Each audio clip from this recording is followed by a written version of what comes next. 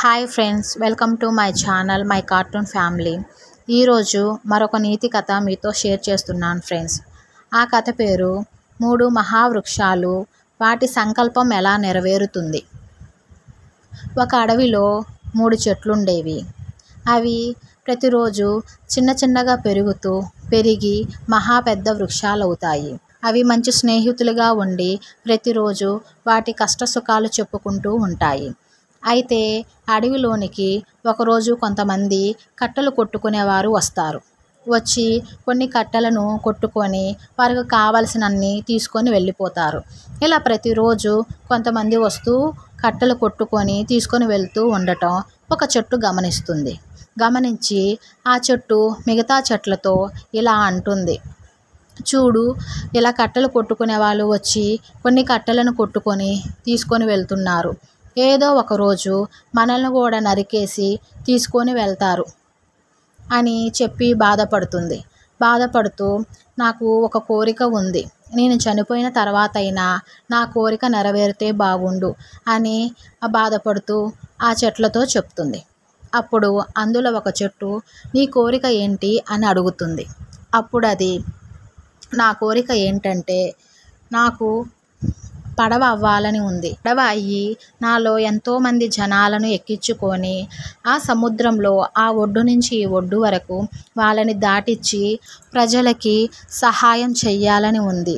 నా కోరిక నెరవేరితే బాగుండు, ఇలా సహాయం చేసి నాకు అనుభూతిని పొందాలని ఉంది అని చెప్తుంది. తర్వాత మరొక చెట్టు, నాకు ఒక కోరిక ఉంది, ఆ కోరిక నెరవేరితే బాగుండు అంటుంది. అప్పుడు మిగతా చెట్లు, ఏమిటి నీ కోరిక అని అడుగుతాయి. అప్పుడు అది, తల్లి పసిబిడ్డను తన ఒళ్ళో వేసుకొని ఆడిస్తూ తన్మయత్నం చెందుతుంది. అలాంటి ప్రేమని నాకు పొందాలని ఉంది. నాకు పసిబిడ్డ ఉయ్యాల అవ్వాలని ఉంది. పసిబిడ్డను నాలో పండుకోపెట్టి ఆటలాడిస్తూ దాని స్పర్శని పొందాలని ఉంది. ఆ పసిబిడ్డ బోసి నవ్వులు చూడాలని ఉంది. నా కోరిక నెరవేరితే బాగుండు అని చెప్తుంది. అప్పుడు 3వ చెట్టు దిగులుగా ఉంటుంది. అప్పుడు మిగతా 2 చెట్లు, ఏంది, నీకేం కోరిక లేదా అని అడుగుతాయి.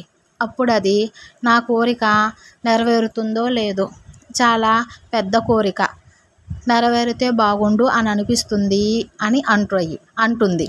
అప్పుడు అవి, నీ కోరిక ఏంటిదో చెప్పు అని అడుగుతాయి.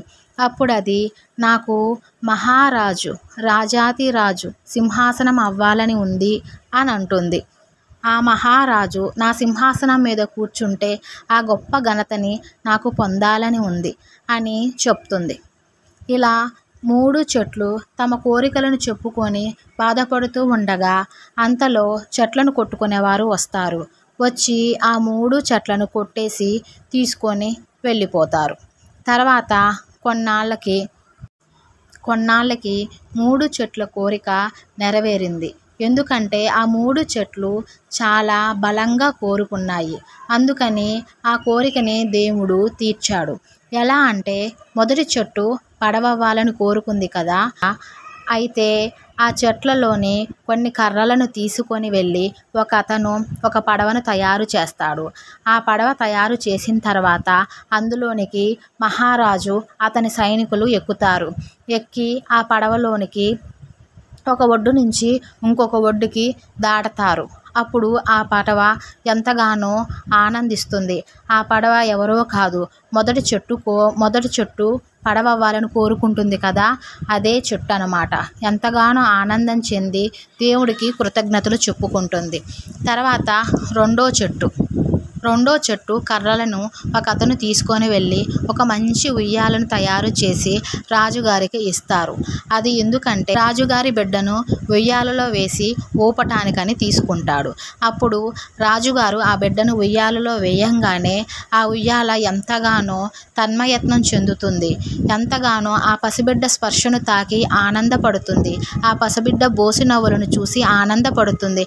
ఆహా, నేను అనుకున్న కోరిక ఇలా నెరవేరింది అనేసి దేవుడికి కృతజ్ఞతలు చెప్పుకుంటుంది. తర్వాత ఇదే విధంగా 3వ చెట్టు కర్రలను కూడా ఒక అతను తీసుకొని వెళ్తాడు. తీసుకొని వెళ్ళి ఒక సింహాసనాన్ని తయారు చేస్తాడు. ఆ సింహాసనాన్ని రాజుగారికి ఇస్తాడు. అప్పుడు అది రాజుగారి మహాసింహాసనం అవుతుంది. ఒకరోజు రాజుగారు ఆ సింహాసనం మీద ఆసీనులవుతారు. ఆసీనులవ్వంగానే ఆ సింహాసనం ఎంతగానో ఆనందపడి సంతోషించి ఏడుస్తుంది. నా కోరిక ఈ విధంగా నెరవేరుతుంది అని అస్సలు అనుకోలేదు. నా కోరిక నెరవేరింది. రాజాధిరాజు మహారాజు నా సింహాసనం మీద కూర్చున్నాడు అని ఎంతగానో ఆనందపడి దేవుడికి కృతజ్ఞతలు తెలుపుకుంటుంది. ఈ విధంగా 3 చెట్లు కోరుకున్న కోరిక నెరవేరుతుంది. ఇది ఫ్రెండ్స్ కథ. ఇందులో నీతి ఏంటంటే, సంకల్పం గొప్పదైతే మనం అనుకున్న కోరిక నెరవేరుతుంది. ఓకేనా ఫ్రెండ్స్? కథ నచ్చితే లైక్ చేయండి, సబ్స్క్రైబ్ చేయండి. బాయ్.